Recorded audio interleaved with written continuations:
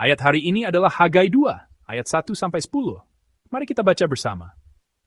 Pada hari yang ke-24 dalam bulan yang ke-6, pada tahun yang kedua zaman Raja Darius, dalam bulan yang ke-7, pada tanggal 21 bulan itu, datanglah firman Tuhan dengan perantaraan Nabi Hagai, bunyinya.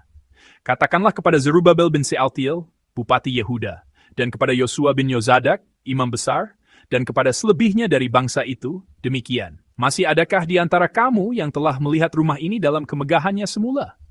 Dan bagaimanakah kamu lihat keadaannya sekarang? Bukankah keadaannya di matamu seperti tidak ada artinya?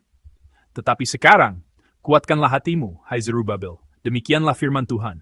Kuatkanlah hatimu, hai Yosua bin Yozadak, Imam Besar.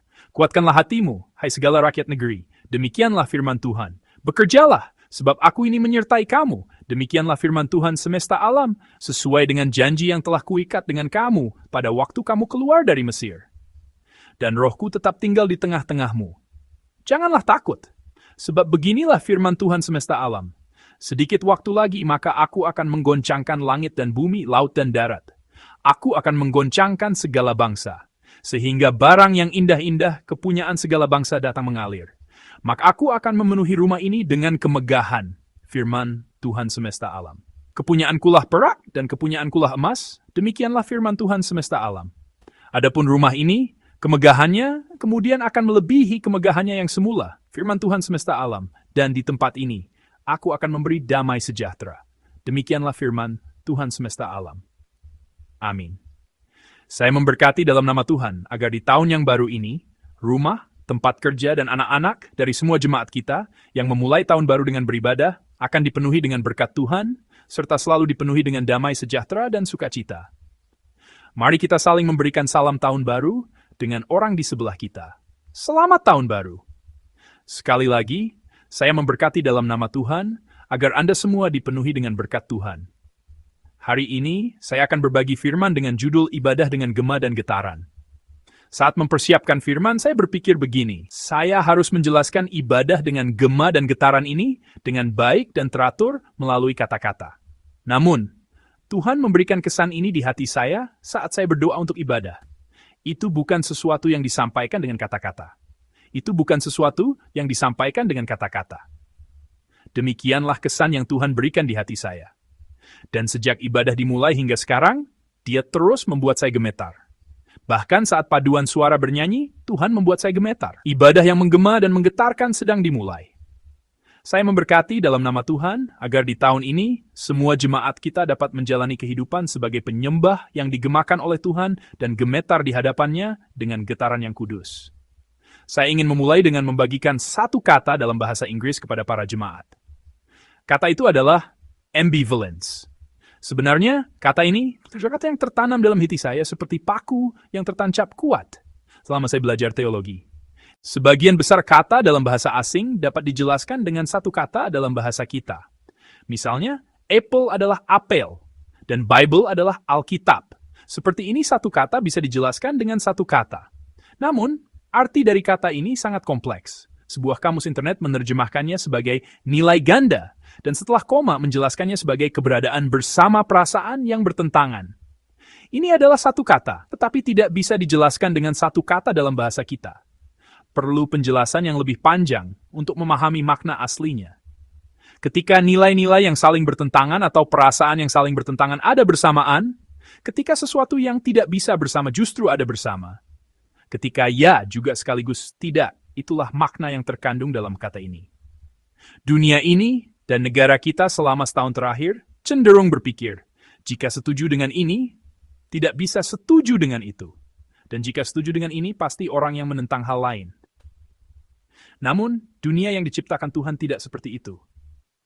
Dunia yang diciptakan Tuhan adalah dunia di mana orang yang setuju dengan ini, dan orang yang setuju dengan hal lain dapat bergaul bersama, dan orang yang menentang ini, dan orang yang menentang itu dapat bergaul bersama. Saya memberkati dalam nama Tuhan agar negara ini, tanah ini, dan komunitas gereja kita memulihkan prinsip dasar ciptaan Tuhan ini. Keberadaan bersama perasaan yang bertentangan, nilai-nilai yang bertentangan, adalah seperti ini. Misalnya, sepasang suami istri datang ke ruang kerja saya untuk berdoa bersama dan bercakap-cakap sejenak. Sang istri memperkenalkan suaminya seperti ini. Kami memiliki hubungan cinta dan benci. Hubungan cinta dan benci.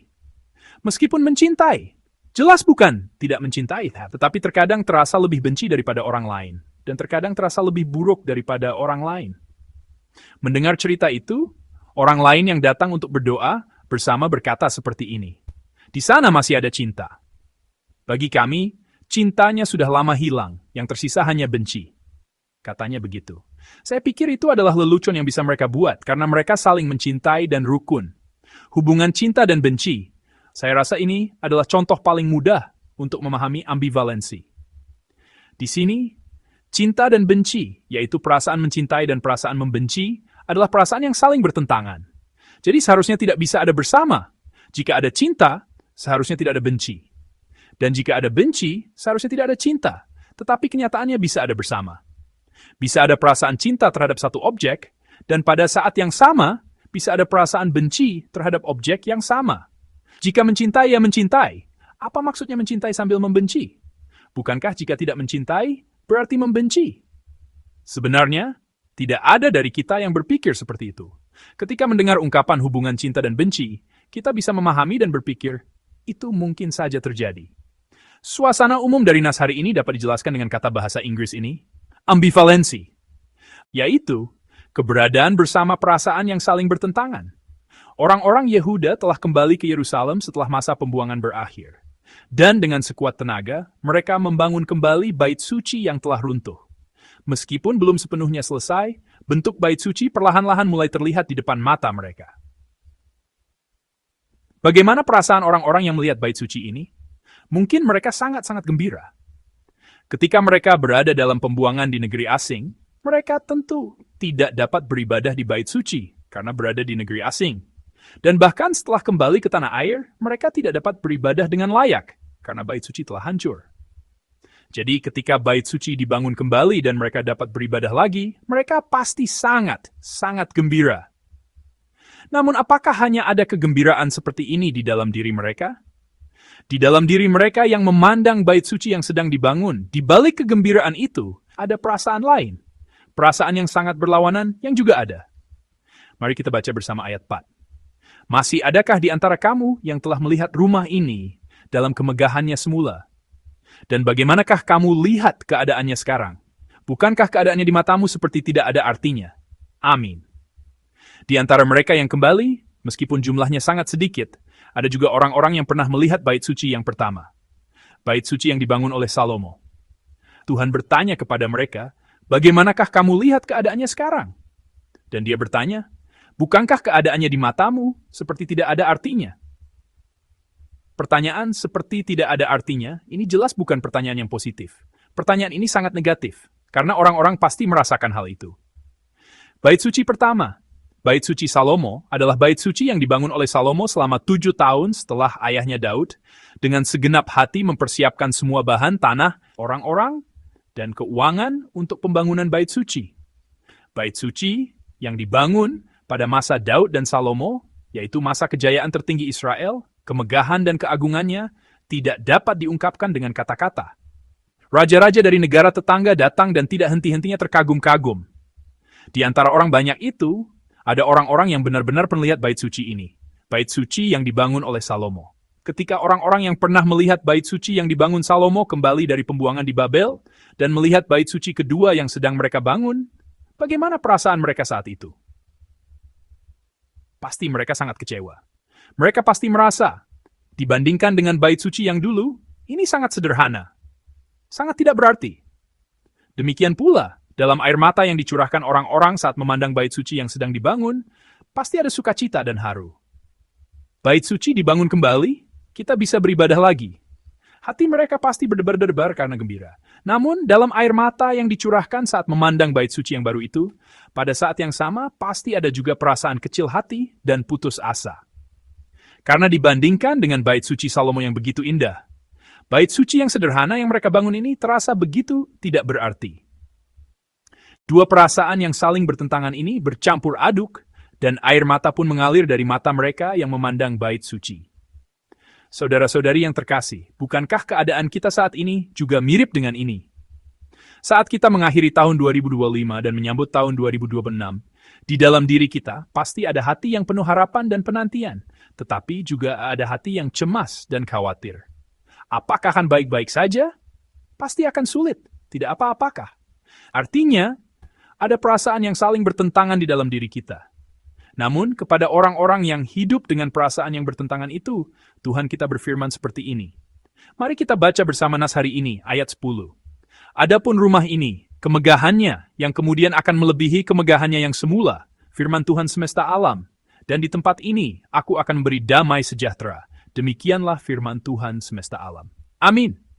Kepada orang-orang Yahudi, 2500 tahun yang lalu, yang memiliki perasaan yang bertentangan, yang gembira tetapi juga putus asa, yang bangga tetapi juga malu. Dan kepada kita di tahun 2026 yang memiliki perasaan yang bertentangan, yang penuh penantian tetapi juga cemas, yang ingin berharap tetapi juga khawatir akan kecewa, Tuhan memberikan firman janji yang luar biasa di sini. Janji Tuhan itu, singkatnya adalah masa depan, bukan masa lalu. Yang kemudian, bukan yang semula. Kita terkadang hidup dalam kesalahpahaman. Itu tentang masa lalu. Orang cenderung memperindah masa lalu, cenderung melihatnya terlalu indah. Meskipun itu adalah waktu yang sulit dan berat, setelah berlalu, mereka menafsirkannya kembali sebagai bermakna. Gereja kita juga sama. Salah satu cerita yang paling sering saya dengar tentang masa lalu gereja kita setelah saya datang adalah cerita tentang waduk. Dulu ada waduk di jalan menuju gereja kita. Dan setiap hari Minggu ada saja mobil yang terperosok ke dalamnya. Jadi mobil derek selalu datang. Apakah kenangan ini benar-benar kenangan yang indah? Saudara-saudari, jika mobil Anda terperosok dan berada di tepi waduk, apakah saat itu Anda akan berpikir, wah, ada juga kejadian seperti ini? Datang ke gereja bisa mengalami pengalaman spektakuler seperti ini. Bukankah Anda akan cemas dan berpikir, andai saja jalan ini sedikit lebih lebar? Tetapi bagaimana dalam ingatan kita sekarang? Semua orang membicarakan cerita itu sambil tertawa. Semua orang menceritakannya dengan wajah bahagia. Meskipun tidak semuanya baik, dalam ingatan kita sekarang, itu tersisa sebagai kenangan yang indah. Karena itu, kita cenderung ingin kembali ke masa lalu. Contoh utamanya adalah pemikiran tentang pemulihan. Kebanyakan orang berpikir bahwa pemulihan adalah kembali ke masa lalu yang baik, ke masa lalu yang gemilang. Tetapi, saudara-saudari, tidak seperti itu. Dulu saya pernah berbicara tentang pemulihan ini. Saat itu saya memberikan contoh pandemi dan berbicara tentang pemulihan sejati. Saudara-saudari, apa artinya pulih dari pandemi? Banyak orang berpikir seperti ini. Pemulihan dari pandemi adalah kembali ke masa sebelum pandemi. Namun ini bukan pemulihan sejati. Jika kita hanya kembali ke masa sebelum pandemi, apa yang akan terjadi? Ketika kesulitan seperti pandemi datang lagi, apa yang akan terjadi? Kita akan mengalami kesulitan yang sama lagi. Kita akan mengalami masyarakat yang lumpuh lagi, dan kita akan mengalami kemunduran lagi. Hanya kembali ke masa lalu yang baik. Ini bukanlah pemulihan sejati. Pemulihan sejati yang Tuhan firmankan dalam nas hari ini, apa yang Tuhan ingin berikan kepada kita, adalah maju ke masa depan yang lebih baik. Tuhan ingin membukakan masa depan yang baru bagi kita. Meskipun ada kenangan tentang terperosok ke dalam waduk, yang sekarang terasa seperti kenangan, bisa datang beribadah dengan lebih nyaman dan indah melalui jalan 2 jalur yang diperlebar juga merupakan berkat bagi kita. Tuhan akan melakukannya. Dalam waktu dekat, Tuhan akan membuka jalan di depan tempat parkir 5 dan membuka jalan di depan gereja kita. Sehingga meskipun gereja kita selama ini tersembunyi, dalam 2 atau 3 tahun, gereja kita akan menjadi gereja di pinggir jalan. Sehingga ketika kita memikirkan gereja kita, kenangan terperosok ke dalam waduk di masa lalu benar-benar terasa seperti kenangan, dan kita dapat menciptakan kenangan indah lainnya dengan melaju kencang di jalan 2 jalur menuju gereja. Kenangan yang membuat kita dapat melangkah maju menuju masa depan. Melihat bait suci yang sedang dibangun, orang-orang teringat masa lalu. Mereka bahagia karena merasa kembali ke masa lalu, dan mereka putus asa karena tidak dapat sepenuhnya kembali ke masa lalu. Karena itu, perasaan yang saling bertentangan muncul di satu tempat. Namun, pandangan Tuhan tidak tertuju ke sana. Pandangan Tuhan tidak tertuju ke masa lalu. Sekalipun masa lalu itu cemerlang dan gemilang, itu hanyalah masa lalu. Demikian firman Tuhan kita. Tuhan tidak hanya memulihkan masa lalu kita, tetapi Dia mempersiapkan berkat yang lebih besar dari masa lalu. Karena itu dalam ayat 10, Dia menyatakan, Adapun rumah ini, kemegahannya yang kemudian akan melebihi kemegahannya yang semula. Apakah Anda percaya? Adapun rumah ini, kemegahannya yang kemudian akan melebihi kemegahannya yang semula. Saya percaya bahwa malam ini, Tuhan menjanjikan hal ini kepada kita semua, dan saya memberkati dalam nama Tuhan agar Anda mempercayainya.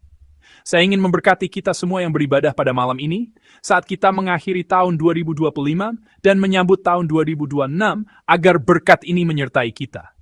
Saya memberkati dalam nama Tuhan, agar berkat kemegahan yang kemudian yang lebih besar dari kemegahan yang semula ini melimpah bagi seluruh jemaat kita. Hati Tuhan bagi kita ada di sini, bukan hanya kembali ke masa lalu. Bukan hanya kembali ke masa gemilang dan jaya di masa lalu. Mengapa? Karena saat itu bukanlah puncak kejayaan kita. Orang-orang sering mengeluh, saat itulah puncak kejayaanku. Saudara-saudari, puncak kejayaan kita tidak pernah ada di masa lalu. Puncak kejayaan selalu ada di masa depan kita. Baru-baru ini saya mendengar cerita tentang seseorang yang memiliki pemikiran yang sama sekali berbeda tentang puncak kejayaan ini. Sebenarnya sama sekali, PSP kemak foring kibrado digasen. Jika kita berpikir siapa orang yang paling cemerlang di tahun 2025, kita tidak bisa tidak memikirkan atlet bulu tangkis, En Se-young.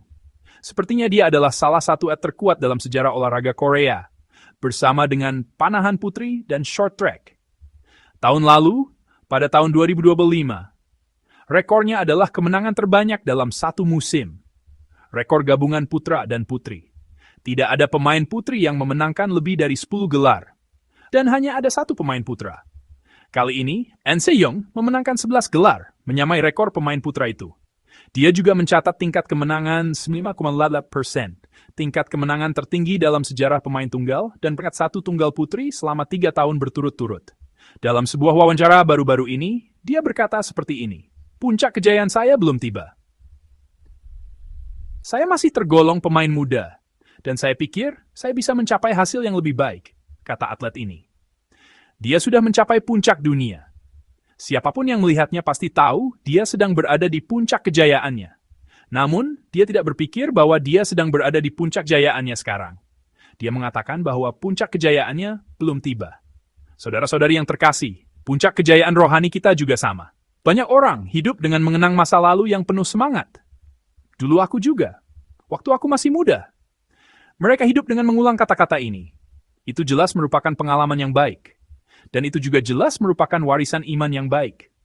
Tetapi tetap berada di sana, stagnan di sana, bukanlah iman yang benar. Tidak ada seorang pun yang sudah mencapai puncak kejayaan rohani. Yang penting adalah keadaan kita saat ini. Dan masa depan di mana kita akan menjadi lebih dewasa dan bertumbuh. Tentang puncak kejayaan rohani ini, seorang senior iman mengaku seperti ini.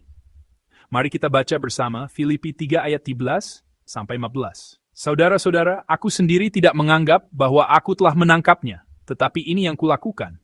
Aku melupakan apa yang telah di belakangku dan mengarahkan diri kepada apa yang di hadapanku, dan berlari-lari kepada tujuan untuk memperoleh hadiah, yaitu panggilan sorgawi dari Allah dalam Kristus Yesus. Amin.